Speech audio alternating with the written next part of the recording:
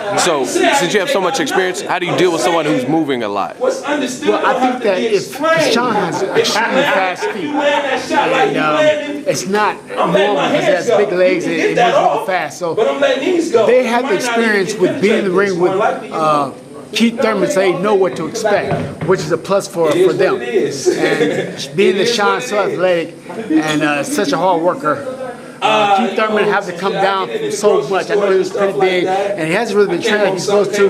Sean, on the other hand, has been sparring with me all the time, in the ring, working with everybody he can.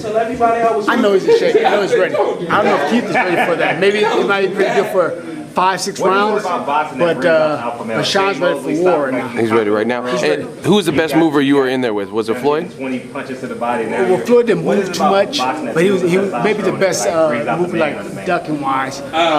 The fastest mover, believe it or not, was Sergio Mora. Oh, Sergio Mora. Oh, yeah, that's it. He's a trick Latin snake. He had fast feet, man. I was like, whoa! I couldn't believe how fast he was when I was fighting him. Okay. And he's a lot bigger than me too, but still, I mean, I was amazed at how fast footwork was. You don't feel it, then it must be too real to touch. You'll never in your life try to knock the truth. The illest shit ever. Get ready, 'cause this is about to get heavy. Trying to keep me out, trying to censor what I say, 'cause they don't like what I'm talking about.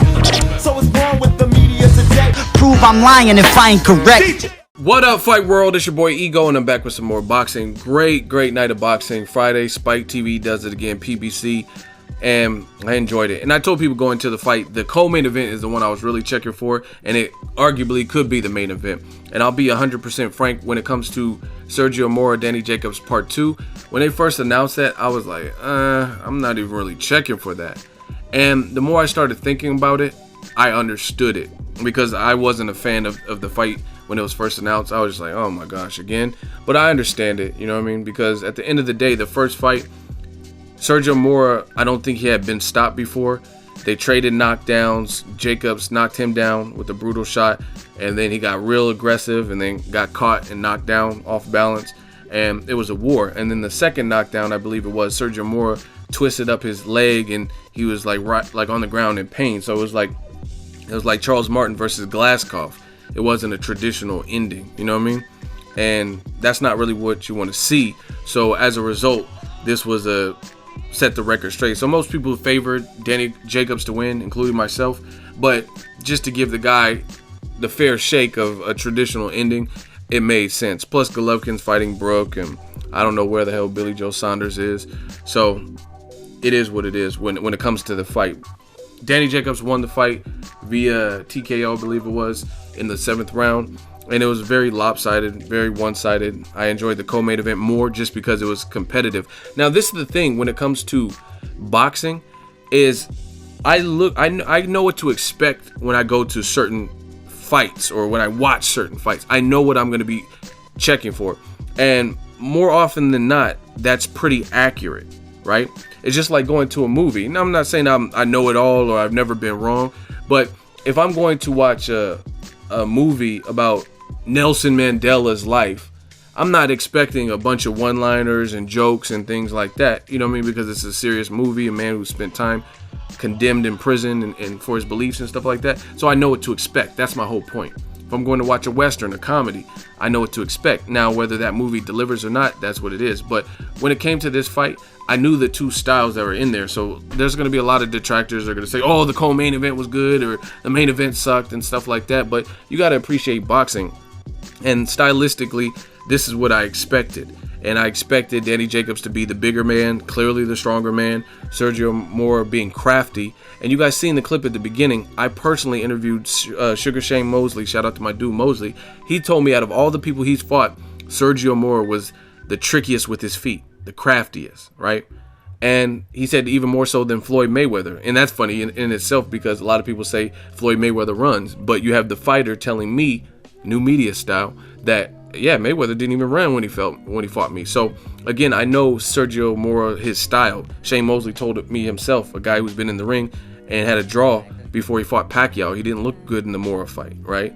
And he told me himself the guy has tricky feet, and that's kind of what we seen in this particular fight. So it was kind of a slow pace. I really gave Danny Jacobs, I think, all the rounds. The 7th round He had 3 knockdowns before that. I don't even know how many knockdowns were total because there was a ton of knockdowns. Some of them Mora was disputing, saying, hey, I was pushed, but you couldn't dispute the 3 knockdowns in round 7. I don't know how many total knockdowns there were. And it was good to get there's no asterisk by it. We know Danny Jacobs is the better of the 2. He beat him 2. It's kind of like Pacquiao Bradley. I thought Pacquiao won the first fight. I thought he won the second fight. That's why I didn't really want to see the third fight. So I don't ever have to see these 2 guys fight each other again. We know who at this point is the better fighter, and then you can move on. And there's a lot of great fights for Danny Jacobs to quote unquote move on to, and that's kind of what I want to talk about. But before I want to talk about the leg thing, it's funny to me because to me, I know Sergio Mora, his style, that to me is more of what people say is running to me. You know, and I don't even use the term runner. I know different things, different styles, but when I think of a runner, I think of like kind of what Conor McGregor did to Nate Diaz, someone who's aimlessly moving for no real particular reason other than to maybe evade a slaughter or like an onslaught of punches, you know what I mean? And that's kind of what I seen with Sergio Mora. I seen him moving frenetically kind of to stay out of the way. And Danny Jacobs, to his credit, that's one thing he's really good at. I think he said it called the Brooklyn Rumble or something like that, where he just puts so many combinations together when he has you hurt. You're gonna either have to trade with him or you're gonna get stopped, or the ref is gonna stop it because he's putting too much punches together and you're on the ropes. He did it to Peter Quillen. Peter Quillen was hurt, staggering, stumbled back, and then he's throwing too many punches with no punches being answered, and that's kind of what we've seen with Sergio Mora. Just Jacobs, the bigger, stronger, focused man. He was trying to cut off the ring, minimize his mistakes, like the first time when he got knocked and caught off balance being too aggressive. And I think Sergio Mora was a bit in over his head.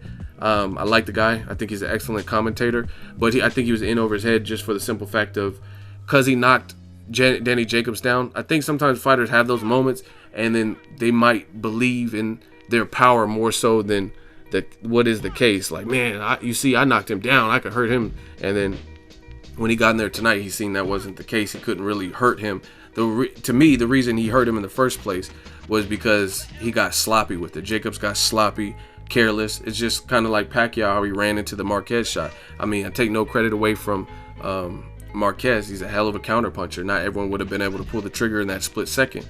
And I don't believe in lucky shots. But part of that, Pacquiao being that aggressive opened him up, just like Danny Jacobs being that aggressive with Sergio Mora opened him up. I mean, this is simple mathematics. I'm not taking away credit, but at the end of the day, if you get super aggressive and you're not worried about your defense and you're just coming forward, then you're open for counters, and that's what happened in both of those situations.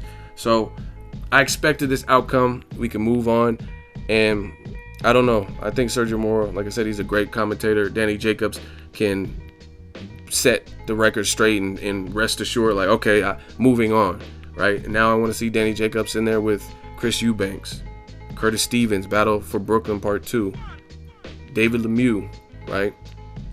Gennady Golovkin versus Kell Brook, whoever wins that fight, which I think Golovkin's favorite, but whoever the winner is. These are all great fights. That's what I want to see next. Shout out to Danny Jacobs, the Miracle Man.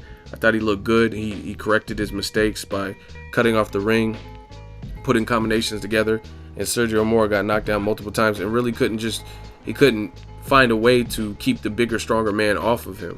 And that's kind of what I seen it. That I don't really feel like doing a good, bad, and the ugly. That's just, it was one-sided. So, I mean, I don't know what Mora could have done different using his tools. He was trying to move, he was trying to evade shots, he was pretty slippery, and it wasn't enough, you know what I mean? I just think overall he doesn't have the power to ward off Danny Jacobs that focused, because there was a lot of shit talking before the fight, and ultimately Danny Jacobs just wasn't going to be deterred in this one. He's like, nah, I got to clear the air on this. And like I said, I wasn't even expecting or happy when I heard this fight was announced, but the more I thought about it, the more I understood, because it's just kind of like Tim Bradley and Vargas. If they ever end up fighting again, I'll understand it. Not that I think Vargas was winning. I thought he lost 11 rounds out of 12, but just because there's quote unquote an asterisk on what happened in the 12th round, premature stoppage with the Bell situation, then they probably will clear the air on that in the future. You know what I'm saying? So I understand situations like that. Some of you guys aren't realistic, but overall very solid. I like the Spike commentary. Antonio Tarver and the guys, they do a great job. This is a Friday. This is over in a reasonable time. For me, it's only 8:12. I know some people that don't have a dish, satellite dish, and DirecTV and stuff, they haven't been able to watch it, but I would definitely check out both fights, especially the co-main event. Let me know what you thought of tonight's fights, and I'm looking forward to tomorrow's fights on HBO. Drop it in the comment section, share the video, like the video as always, hate, comment, and subscribe. Till next video, is Ego signing off.